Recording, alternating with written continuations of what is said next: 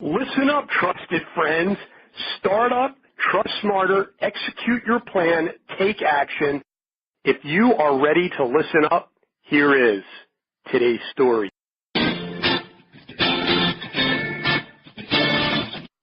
Josh Scanlon, certified financial planner, founder of Heritage Wealth Planning. I am Mitchell Chadrow, your host, and this is the Listen Up Show. Today's entrepreneur, our guest, Josh Scandlen. Josh has a YouTube channel where he shows you how to make successful financial planning a reality for you. With a great sense of humor, the heart of a teacher, and the discipline of an Army drill instructor, Josh takes what to some may appear to be the complex world of investment management, Social Security tax, retirement planning, and wealth transfer strategies as he educates all of us on his popular YouTube channel. He is an objective fee-only personal planner, has been helping people for over 20 years, providing honest, straightforward guidance on how to better your current situation. He started his financial services career with Vanguard and the Jack Bogle philosophy and was named as one of America's top financial planners by the Consumers Research Council of America for 2008 and 2010. He has also served in the U.S. military. Welcome, Josh, to the Listen Up Show. How are you today, sir? Hey, thanks, Mitchell. Appreciate it. Doing just fine here in North Georgia. Beautiful morning, sir. Well, that's great. You know, we are ready to listen up. So are you ready to tell your story? Yeah, absolutely. Absolutely. Well, you know, Josh, that's what I love to hear. So how did you make the transition from an employee working for Vanguard to starting up your own business? Well, the Vanguard was a long time ago, back in the late 90s. So I've been in a employee as a W-2 employee for 20 years. And then as what I thought was comfortable at USAA for the last 10 years here in North Georgia, right north of Atlanta. And we had a nice little suburban office, you know, commute was about 15 minutes or so. And then as corporate America does, you know, they pull the rug out from under you, which, it doesn't make, you know, to this day, I still don't understand it. But at the end of the day, they call the shots and you follow along. So my opportunity was, to sit in Atlanta traffic an hour and a half each way every day and, essentially kill myself daily. There's only so many times I can listen to Mitchell's podcast before eventually just, you know, you can only listen to so many podcasts before you want to go insane, sit in the traffic. When you tell that story, it kind of reminds me of the movie Office Space, the line of traffic. The guy walking. Did you love that? Oh, man, that was... I never, the guy busts up his rap music, so it was just fun. That was then Office, the movie, the show, same thing. But, and so I decided to leave what I thought was a comfortable life at USA, and I somewhat enjoyed it. I mean, whenever you're working for the man, you gotta watch what you say, watch what you do, and I'm pretty opinionated. So, but you know, I mean, you're getting paid nicely. It's the same old story, Mitchell. You've heard a million times a Sunday. And then I went working for a couple smaller firms, thinking this would give me a little bit more freedom. But you know, at the end of the day, if it's not your firm, you have to respect what your boss says, and your boss, who owns the shop, you know, I mean, if you're trading your soul for the paycheck. And so eventually I said, you know, I got too much to say. And I just started my own firm, like I said, Heritage Wealth Planning, back in March of this year. And I tell you, Mitchell, it was liberating. Everyone says this. They said, I wish I would have done it earlier. Everyone says that. And I 100% get that. But it's not just it's just liberating. There's no other way around it. You get to say whatever the heck you want to say. You know, come hell or high water, you will be held accountable, or you will, you know, make the profits, whatever. And it's the difference between night and day. There's no other way around it. I love being self-employed. It's awesome. So tell us about the steps you took in starting up your business. Well, in the investment advisory world, and this is an area that I still challenge to this day, is that I frankly don't manage money. I don't want to manage money. I think managing money is a waste of money for the clients, and it's a waste of time for the money manager. I just don't find value in that whatsoever. And obviously that goes back to, you know, me cutting my teeth at Vanguard. But even before that, I read all the literature on when I was in school on stocks, investing, and things of that nature. But there's no value to be created by paying someone to manage your money for sure.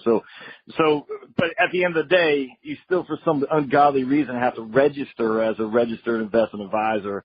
And I don't know that to be true. It's just that's what everyone says because that's what everyone has to do.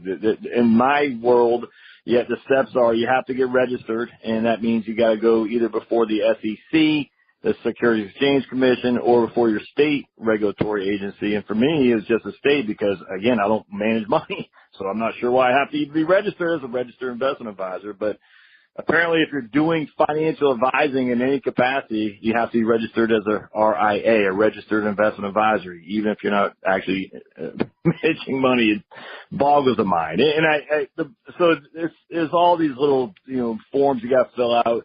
You got to wait before you come to register. It's just such a pain, man. And it's not cheap. You got to pay an attorney to draw up your LLC. You got to pay an attorney to put your forms in before the Securities Administration of your state. It's a pain. And, I actually think it's a barrier to entry to a lot of people who could be successful financial advisors.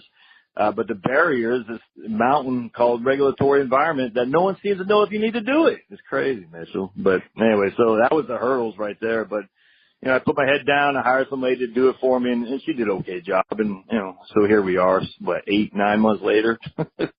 Well, it's interesting because we talk to a lot of entrepreneurs, a lot of startups in terms of issues that they face when starting up their business. What other types of issues have you been faced with in starting up your business? The main thing is just your financial situation. I mean, that's what I talk about on my YouTube channel a lot. But I mean, you have to have some kind of money in order to pay the bills, and be it money through clients that you've accumulated in the past or through clients you're going to gather in the future. Or what I'm doing is I said at the end of the day, Mitchell, I just said, well, I had a nice little nut saved up in my 401k. I'm 48 years old, and I can invest it with some other firms, or I can invest it myself. And so for me, I said, I'll take the stupid 10% penalty for taking out distribution early. I'm not making much money in the first couple of years, so I'll pay 10% on the distributions I take out to pay the bills, but there's really no taxes because I'm not making money. But I said I can invest in myself or invest in other guys' ideas or ladies' ideas. And for me, I said I'm going to invest it in myself, and I can keep doing it until I run out of money. And at the end of the day, it might be 2 years from now. It might never happen. I don't know, but that was the number one thing is where does the money come from to pay the bills while you're trying to build up a business? And I got 4 kids, man. So my wife stays home.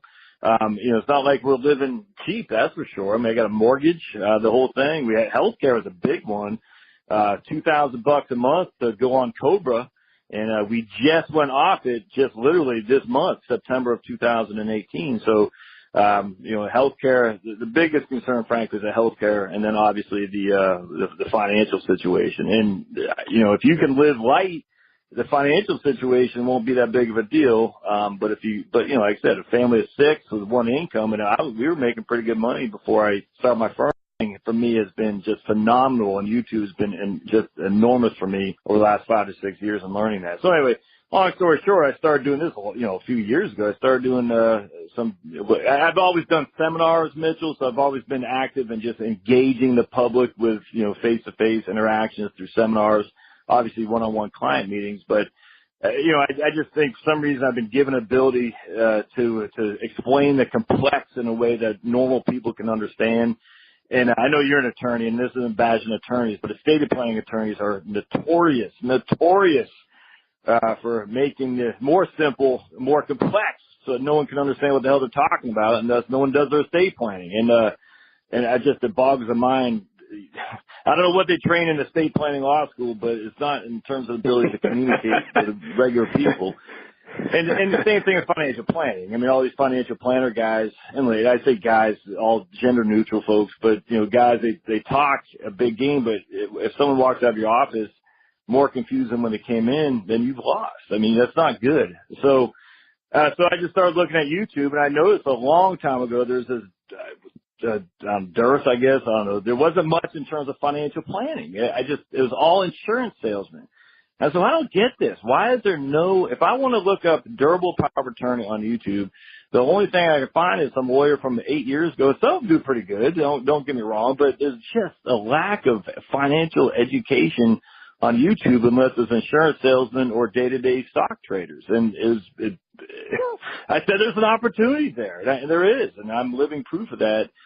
And so that was one of the things I said I wanted to go on my own so I could just go on YouTube and just, start telling people like it is. And, they can listen or not. Frankly, it's up to them. But that's basically the genesis of how I wanted to get clients. As I said, at the end of the day, I can do seminars in my local community in front of 15 people a pop, or I can do YouTube videos in front of, thousands upon thousands of people potentially. And that's what I chose to do. And it's funny when you start doing it, at first it's weird, man. You're like, oh, this is kind of nerve wracking. I'm not, but then it's addictive.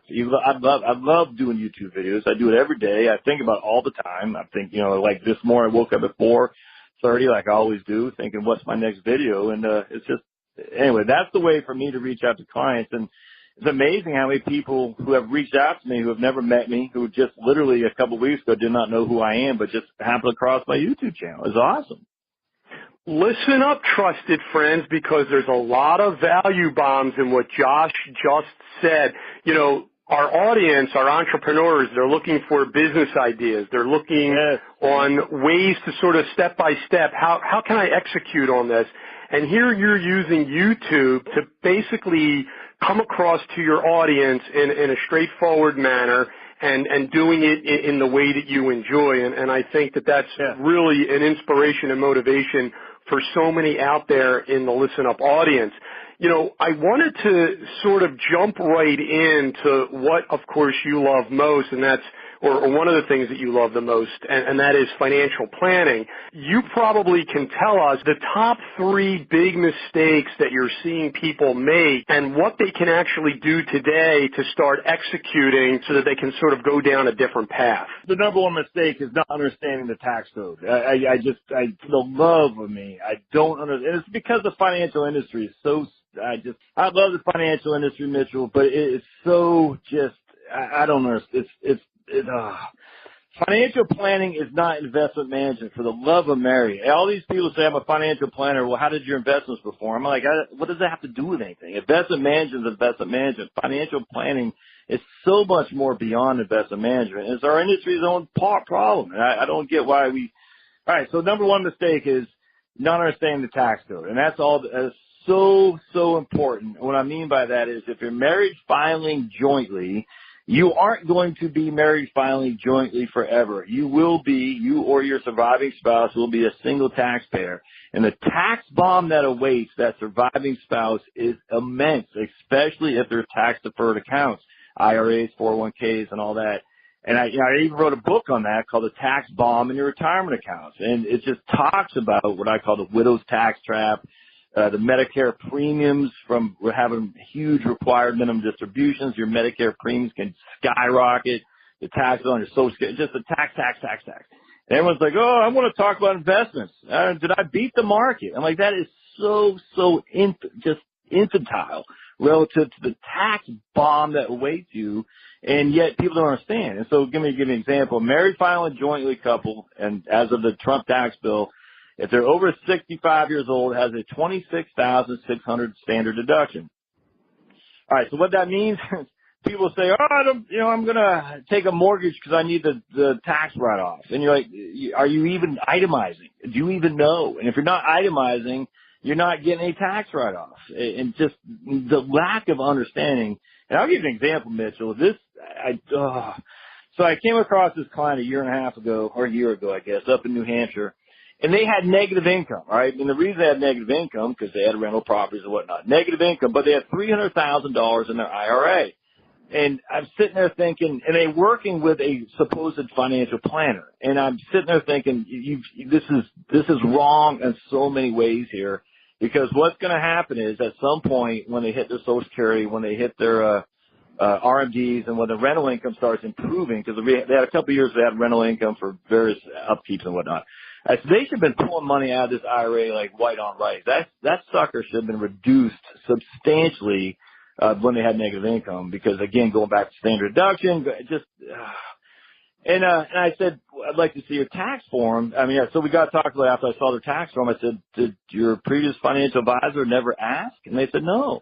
And I looked up the advisor, and he was a CFP. He had all the credentials, but it was just investment management. And so that's number one right there. And number two, what else do you see? Not having a durable power of attorney. Now, I'm not an attorney. I'm not practicing law. So any attorneys out there say, hey, you shouldn't be practicing law. I'm not doing it. But a durable power of attorney is a power of attorney that survives incapacity. And what that simply means is if you have an IRA or 401k, a big qualified account, those are individually owned. That means you own it. Your spouse does not own it, and your spouse has no rights to it until you die, and assuming he or she's made the beneficiary. And so if you are held up in the hospital because of a stroke or something like that, and your spouse needs to have access to your IRA, 401k, your individually owned account, the only way she can do this, we'll say it's she in this case, is through either court order or durable power of attorney. There's no other way. And a court order doesn't happen in 2 seconds flat. A court order is going to take some time for her to be named the agent to be able to act on your behalf.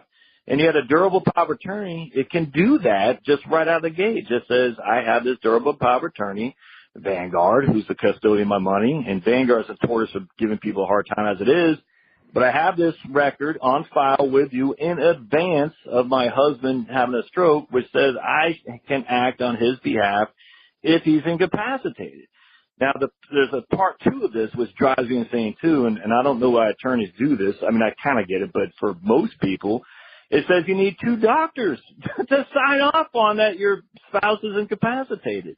Now, don't do that. And again, I'm not practicing law. I'm just saying at the end of the day, my wife and I have a good relationship. I trust her implicitly.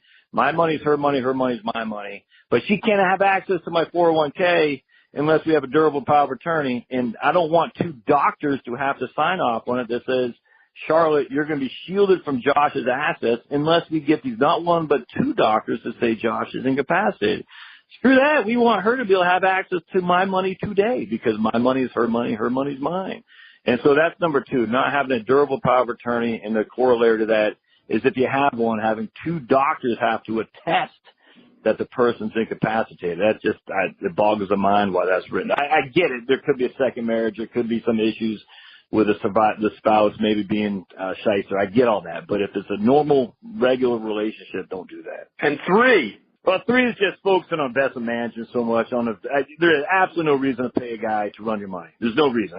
Anyone, they can say, oh, I can beat the market. You might be able to beat the market yesterday. You're not going to beat it on any consistency.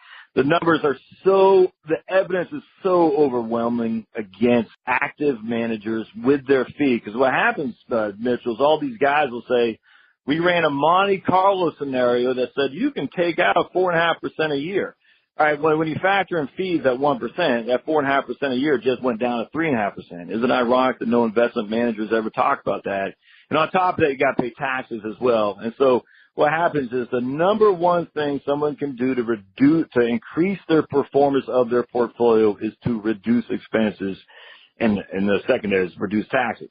How do you reduce expenses? You fire your money manager. And I tell you, I'll never get a job in the industry again because there's absolutely no reason to pay somebody 1 to 1.5% to run your money. And again, if their argument is they can beat the market, all right, well, maybe you can beat it over, a couple of years, but there's no consistency there whatsoever. And frankly, that's so small potatoes anyway. I mean, you beat the market when the market was down 35% in 2008. You're only down 32%. Well, you beat the market, but you're still lost a third of your money. Does that make you happy? No. And so that's number 3. Absolutely. Number 1 way to increase your investment performance is fire your money manager and just go straight to the Bogle model of indexing and be done with it. And that's it. And again, I know it ticks a lot of people off. Frankly, I don't care. I've been in business long enough to realize it's all, you're making the investment managers rich off to the backs of the middle class. That's the way I look at it. And I find it to be, I just don't like it. There's no other way around. I probably should shut up there, but I don't like it. That's one of the benefits of being your own boss, Josh. So thank you. Thank you for being upfront with the way that you feel. Our startup round is sponsored by TrustSmarter.com. Still struggling to negotiate a better trust and estates deal with your trust company or trust bank? Trust Smarter is an online marketplace allowing consumers to access great trust and estates deals from multiple corporate fiduciaries, trust companies, without having to shop around on comparison websites or travel around to several or numerous trust banks, completely free to consumers. Trust Smarter connects you directly to financial planners that Trust Smarter vets, who are fee-only and totally independent, that will help you make informed decisions, saving you time, hassle, and money. Visit TrustSmarter.com. Okay, now back to the show. Here on the Listen Up show, Josh, we like to talk about not only free resources, but freemium resources that we can recommend to our audience, and as it relates here to financial planning.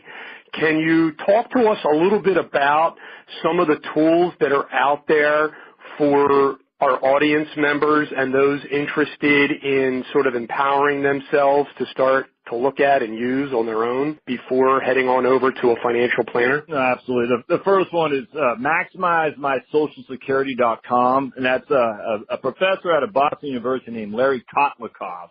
Larry is literally the premier expert in Social Security. He's an economics professor. Actually, ran for president a couple times under the platform that we don't have the money to pay for the big three unfunded, which is Social Security, Medicare, and Medicaid. The money is just not there. That doesn't mean it's going broke tomorrow. It just means these are unfunded liabilities, and no one wants to tackle them. And so Larry has run for president twice. You know, it's somewhat of a rabble rouser, and the industry, the investment industry, doesn't like Larry. Neither did they like Jack Bogle when he started off. But Maximize My Social Security is awesome, and the reason for that is for $40 a year. That's for the average consumer. You pay $40. You have I'm just telling you, Mitchell, you have at your fingertips the most wonderful financial planning software you could possibly imagine. And there's no sales pitch. It's completely nonprofit. I actually interviewed Larry myself, and he kind of went over how his firm gets paid, and it's great. So MaximizeMySocialSecurity.com. Cannot recommend that enough to just get started for your own personal financial planning. Now, with that said, I do believe you should hire, and this is going to be biased from what I just said against the investment industry, but you should hire a real-life financial planner. And because you get the software doesn't mean you know everything that goes on. In fact, I assure you the vast majority of people have no idea what a durable power of attorney is, and they have no idea the difference between a living trust and a irrevocable trust. And why should they? And they're too busy being rocket science to know what a living trust is, for instance. And if they need a living trust because they have real estate in various domiciles. So there's all kinds of things that a real-life financial planner who does real-life financial planning can tell you that a software program can't. So I'm a big fan of hiring somebody for that. And frankly, I'm a huge fan. I recommend this all the time, Mitchell, that hiring a real-life estate planning attorney, too. Don't do LegalZoom.com. Hope they're not an advertiser. But do a real-life estate planning attorney because they know the stuff that's going on as we speak that the LegalZooms of the world don't, and specifically for you, as opposed to just what some software program says. So the first place would be Maximize My Social Security. I mean, $40, man. Worst case scenario is you waste the money, and that's not much that you're out. So that's a place to start for sure. You talk a lot about retirement planning, Social Security. I just saw recently Trump's executive order on required minimum distribution. Can you talk to us a little bit about that and the latest in the financial planning world? Well, so an executive order is funny because I came across that in the political feed I follow as opposed to a financial feed, which I kind of chuckled at. And frankly, I didn't even know that Obama, one of his desires was to get, if you had $250,000 or less in a qualified plan, again, an IRA and all the other iterations of that, then he didn't want to require you to take required distributions. And I thought that was wonderful. So Trump's, the point is at some point, we need to increase the tables for RMD requirements. So, folks, an RMD is required minimum distribution.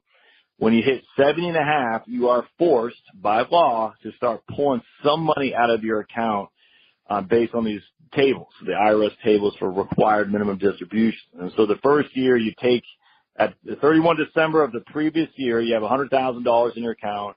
You divide that by 27.4, and essentially you're going to have to take $3,700 out of your IRA for that tax year and pay tax on it. And that's not much. I mean, 3.5%, 3.7% to be precise, no big deal, but it gradually gets bigger and bigger and bigger until you're about 85 years old. You're taking, 11, 12, 13% of your account value out. And generally by then, you're a surviving spouse. Your spouse has died. And so now you have larger RMDs with less tax reductions in terms of standard deductions, and if we ever go back to exemptions and whatnot, and that's i.e. the widow's tax draft. So Trump's EO, executive order, saying we need to redo these tables, and maybe as opposed to making 70.5 the day when the numbers kick in, we got to start taking money out, maybe push them back to 75 as people are living longer. And I'm stoked. I think it's wonderful. I thought if you use the Obama thing, Mitchell, where you say 250 or below, there are no RMDs.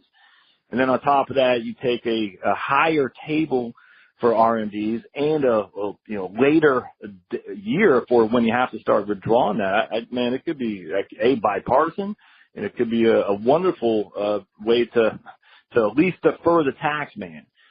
Now, if I may just real quick, remember, deferring taxes is not eliminating taxes. It's just deferring them. So in any kind of qualified deferred account, an IRA, and again, all the other iterations, someone's going to pay the tax on that at some point. There's no getting around that. Someone's going to pay the tax. So just deferring in of itself isn't a panacea, because you might just be kicking that can down the road to somebody else who's going to pay a much higher tax rate than you will. But it's still a step in the right direction. Absolutely. Our Fast Pitch round is sponsored by Chadrow.net, CHADROW.net. You and your family need legal protection. Wouldn't it be nice if there is an easier, less expensive option than a traditional lawyer? At Chadrow.net, you get personalized services for your family and your business that's 100% guaranteed. So go to Chadrow.net today for personalized, affordable legal protection. Chadrow.net has created a better place to turn for your legal matters. For example, startups, those who want to become an entrepreneur, need to incorporate a business and must protect your family with a will or living trust. Chadrow.net makes it easy with step-by-step help when completing your personalized document, or you can even access an attorney to guide you. Chadrow.net helps you get personalized and affordable legal protection in most states, and legal attorneys are available with every personalized document. To answer questions, get started at Chadrow.net today, and now you're protected. Now let's get back to it. Josh, earlier you had mentioned the book that you had written, and I know that you've also written another book as well. I love books, and I actually have a book club, and I'm going to obviously have links to both your books right there at mitchellchadrow.com/books. Can you talk to us a little bit about those? Yeah, so two different ones, Mitchell, and this is the impetus to go independent, actually, because there's limitations of what you could write about when you're working for the man, so to speak. So my first book was more towards 30-year-old, mid-30s, early 40s family, following the traditional American dream of heavy debt, going to great schools. And it's all based on personal experience. So everything for me changed in 2007, as it did for many other people, in terms of my understanding of how the traditional financial planning models are just insanely broken when it comes to debt, finding the best schools, just all that stuff is a nightmare.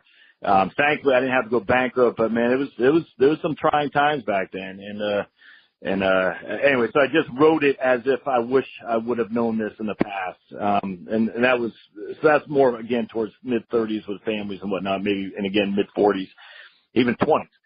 My second book is more of was more passionate. I mean, the first book I was passionate about. My second book was much more passionate about, because it's written towards those who keep deferring their IRAs down the road, thinking that IRAs are wonderful, wonderful, wonderful, when they're absolutely not. And that doesn't mean don't do it, but It's just geared to how the Roth IRA, Mitchell, and initially I call it 21 reasons you should have a Roth.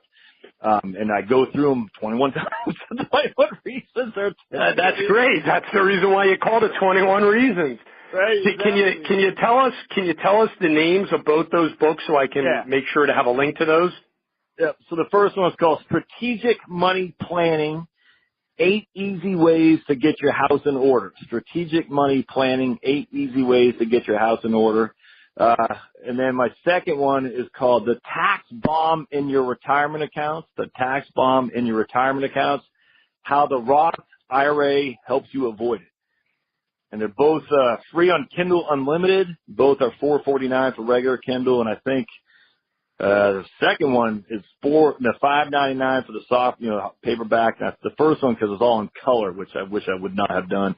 Yeah, I think it's $18.99, and I still think it's worth it. But in terms of the color, it's not worth. I wish I would have done black and white. It saves a lot of money for printing, but it's all good. And so the second one I like is I just published that, and I got another one coming out here shortly. This will be just an e-book, e-Kindle book on the. Can you tease us with the title?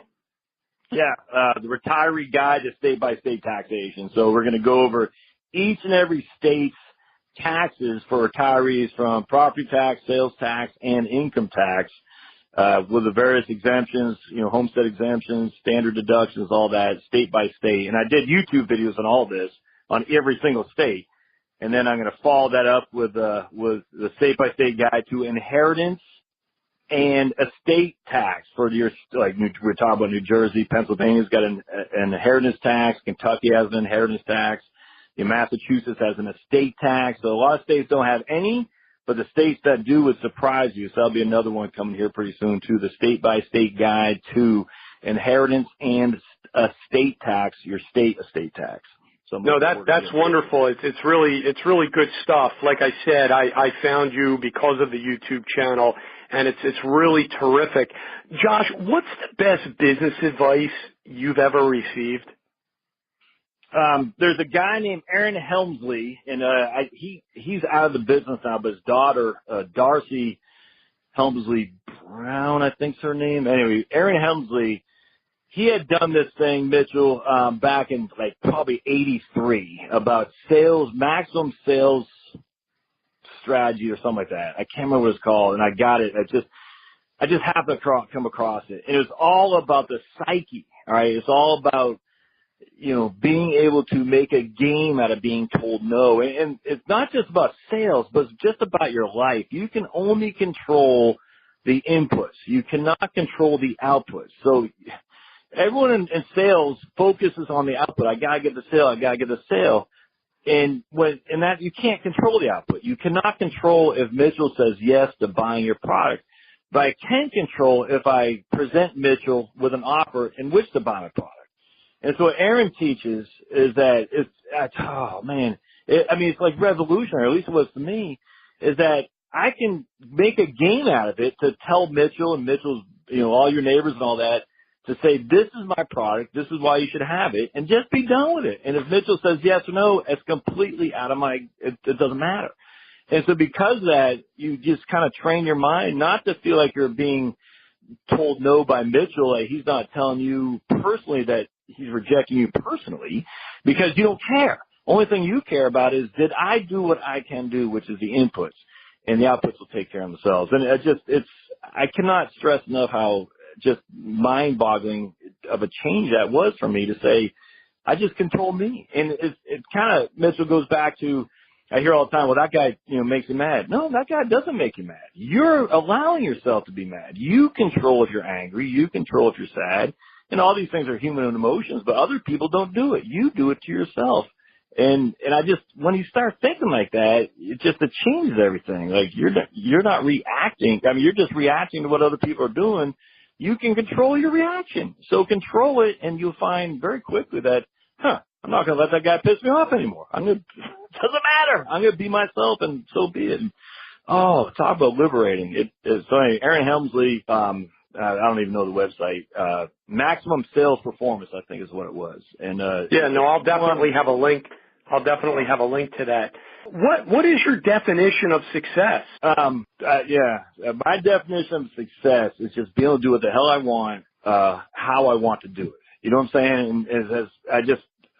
Once you get the taste of liberation of being self-employed, it's like nothing I've ever experienced, Mitchell. It's just the best thing that's ever happened to me, other than, my finding my faith to the big guy upstairs and obviously marrying my wife and my kids. But it's like it never stops. You want to work. You love working. It's not even work. I mean, literally they say if you're having fun, it's not working. And I always thought that's kind of cliched, but it is true. It is so true. You feel you have something to say to the world and you want the world to hear it. Now, whether the world does anything with it, again, your input, I can't control that, but I can inputting what I share with the world. And that's my definition of success. I've never been a guy that needs fancy. I just frankly don't care about my car. I just don't care. But I do care about, having the ability to platform to say what's on my mind. And again, if people don't listen, that's fine. But man, I tell you, it's just what you're doing, Mitchell, to help folks, maybe get off the mat where they're saying I'm beaten down. And my boss is, I'm telling you, man, if you can get anyone to just see the light of being self-employed, they will recognize they should have done it earlier. There's just no other way around it. It is so liberating. It's awesome. Well, I'll tell you what, I really appreciate you telling our audience that, and I think that it will resonate with a lot of people. And your example, I feel, is something that people can continue to come back to, because not only are you personally helping people, but you're also living what it is that you're teaching. And I think that that's a very powerful message to get across to the audience. Our wrap-up round is sponsored by BankSmarter.com. From digital banking, mobile banking, technological changes in the banking industry are affecting our personal financial lives forever. How does the average person and family learn how to bank smarter? Well, that's simple. BankSmarter.com. You don't have to be part of the Silicon Valley, New York, or London Wealthy Club. With Bank Smarter, learn how you and your family can benefit from this global revolution. Traditional banking is being challenged to the core, and the next 10 years will only see more changes in money and finance than we have in the last 100 years. Today, banking is something you do, not traditionally somewhere you go. Bank Smarter teaches you and your family whether saving money, moving money around, or requesting credit. Consumer behavior is quickly changing because of massive shifts in many technologies which are changing the nature of how we think about money forever. Go to BankSmarter.com. Josh, as we wrap up here, beyond your family, can you tell us about the 5 people you surround yourself with or care the most about that have helped you in shaping who you are today? My granddad was number one, and it's simply because I always thought that was what a dad and a husband and a man should be. I mean, he lived in California. I lived in Maine. I was born and raised on an island in Maine, so I didn't have a whole lot of face-to-face with him, but I always looked up to him as what a man should strive to. And that might sound, I don't even know what it is anymore. I can't keep track of all the various isms, but that's what I've always looked at my granddad as someone I should strive for. I think there's a guy named Nick Murray who writes, and I've met him one time. He would never know me, but it's just positive. You got to surround yourself with positive people. And I find for a man who, in particularly, raised, typical men are raised, a lot of them now are raised from women without a man's presence, a fatherly presence. It's easy to fall into, anger. You know what I'm saying, Mitchell, where you fall into, say, life's not fair, I'm pissed off all the time, blah, blah, blah. And that's not good. I mean, that will bring you down. And so so this guy Nick Murray writes stuff, and he's been a huge impact on me in terms of just getting through the fluff or the negativity that's always out there and seeing the world for what it is. I mean, it's just, I tell you, man, the world is such a good place, so much better than it was 10 years ago, never mind 100 years ago. And it's so easy to fall into the trap that we're all doom and gloom. I don't really have that many. I've never really had. It's almost like Ronald Reagan. Ronald Reagan had a lot of acquaintances, but not a lot of close friends. And I'm kind of like that too. I'm pretty reserved in my day to day. I like to read, and so a lot of the people who've had the most impact are Nassim Nicholas Taleb. I read a lot from him because he's counterculture. I always loved the cynic the cynical view of of what's kind of going out there in terms of the vast majority of opinion states one thing. I've always said there's got to be a counter to this. So I've always liked the cynical, the contrarians. But in terms of my relationships, frankly, I pray every day. I mean, my relationship with Jesus is bar none for anybody, because at the end of the day, if Jesus lived, which I think he did, and if he died, which I think he did, and he rose from the dead, which I think he did, I think it's all proof I need right there. So my relationship with Jesus is number one over everything. But you got to surround yourself with positive people. And even as a Christian, it's easy to fall in the trap of negativity. I'll never be, and it just can't be like that, man. You got to be positive, and it's hard. So surround yourself with positive people, and whoever those are, that's what you got to do. And just two more people that you surround yourself with that have helped shape you who you are. Just my kids. I mean, again, at the risk of sounding cliche, but when you're a dad, and look, people do what they want to do, but kids keep you young. I'm 48 years old, but I'm goofy as could be because it's fun, man. I mean, trust me, my kids drive me crazy. I drive them crazy. But you just can be goofy, and being goofy allows you to stay young at heart. So I have 4 kids, like I said, 2 girls, 2 boys. My oldest are girls, teenagers, which will, make you insane. But it's just, you get to be goofy around your children. It's fun. And I hear you. No one cares. So that's 4. So I'd answer that. You ask me for 2, I'll give you 4. All my children just keep me young and young and sprite, that's for sure. And I don't know. I don't think I would be if I didn't have kids. So let's put it that way. Can you leave the audience with 3 main takeaways that they can start to basically execute on right away? Because we want them to take actionable measures. Yeah, the first one is, I'm telling you, the lack of using YouTube bogs my mind. So my brother does an ad agency, an online ad agency, and I was helping him out with some stuff, and he's good at it. I mean, he knows the stuff, and so you're looking at, I don't know, dentist in Alpharetta, Georgia, all right? And Google is the number 1 search engine. Everybody knows that. But number 2 is YouTube, all right? And ironically, Google owns YouTube. So the issue is if you type dentist in Georgia, for instance, or teeth whitening in Alpharetta, Georgia, let's just put it that way, you're going to get a ton of stuff on the blogs, on Google. But if you go to YouTube, you're not going to get that much stuff. And it's insane the opportunity that has been ceded to anyone who can get out there. And so I'll just give an example. There's a guy in North Carolina. I was looking for ways to just do some backyard work to get my water to drain away from my house, and just using various PVC pipes and all that. And there's a guy in North Carolina that is doing it, and he put all this stuff out there free of charge for all to see. And if I was in North Carolina, even though he's doing it for free, I would call him and say, I want to pay you because I could probably do this for myself, but I trust what you're doing because you're doing it. It's insane how many people don't use YouTube. It boggles my mind, actually, and that's fine, but you're ceding the ground to your competitors who are, and there's just not that many. So use YouTube more. Stop with the blogs. Put the video out there. All right, that's number 1. What is the second main takeaway? You just gotta be yourself. Just be who you are. Stop with this freaking hoity-toity stuff and just say, "This is who I am. Take it or leave it. I don't care." I mean, stop trying to impress people. Just be who you are. People, I know authenticity. Everyone talks about that, but there's absolute validity to that. Just be authentic. Be who you are. It's okay. If you drop. And your third main takeaway. After 2 years of going self-employed, if it doesn't work, you can always go back. It's no big deal. No one's going to say, "Oh, you try to go on your own. You're a bad person." Everyone's going to be envious of you, but no one's not going to hire you in 2 years if it doesn't work out. That's the way I always put it.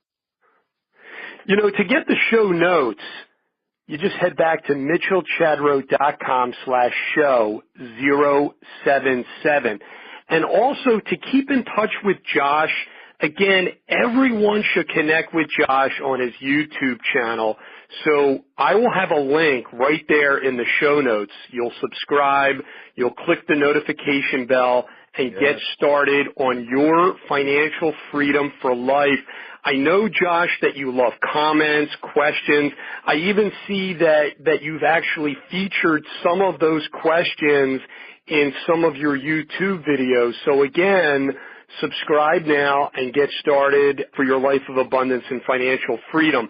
Any final words here, Josh? No, Mitch, I appreciate it, man. I think I've, spoken all I want to say, but just keep doing what you're doing. I think you're going to reach, I don't know who you're reaching, but imagine there's a guy right now or a lady in her car sitting there saying, I got to start. I just telling you, lady, do it. Just do it. Obviously think about it, but you'll be better off. And in 2 years, if it doesn't work, you can go back, maybe not to the same job, but to a similar job. And you'll say, hey, I tried. It didn't work. And that's okay. But just try.